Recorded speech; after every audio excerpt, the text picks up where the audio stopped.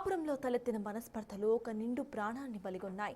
భార్య పుట్టింటి నుంచి తిరిగి రావడం లేదన్న వేదనతో మనస్తాపానికి గురైన ఓ యువకుడు పురుగుల మందు తాగి ఆత్మహత్య చేసుకున్నాడు. ఈ విషాద ఘటన మహబూబాబాద్ జిల్లా మరిపెడ మండలంలో తాళ్ల ఊకల గ్రామంలో చోటు చేసుకుంది.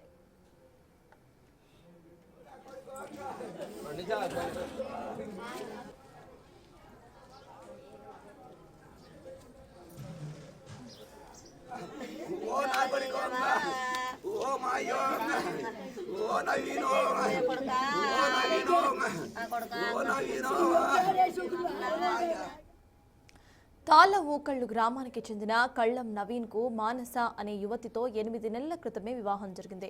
పెళ్లైన కొత్తలో సజావుగానే సాగిన వీరి సంసారంలో గత కొన్ని రోజులుగా గొడవలు స్టార్ట్ అయ్యాయి. ఈ క్రమంలో భార్యాభర్తల మధ్య మనస్పర్ధలు రావడంతో మానస తన పుట్టింటికి వెళ్లిపోయింది. భార్యను తిరిగి కాపురానికి తీసుకురావాలని ప్రయత్నించినప్పటికీ ఫలితం లేకపోవడంతో నవీన్ తీవ్ర మనస్తాపానికి లోనయ్యాడు.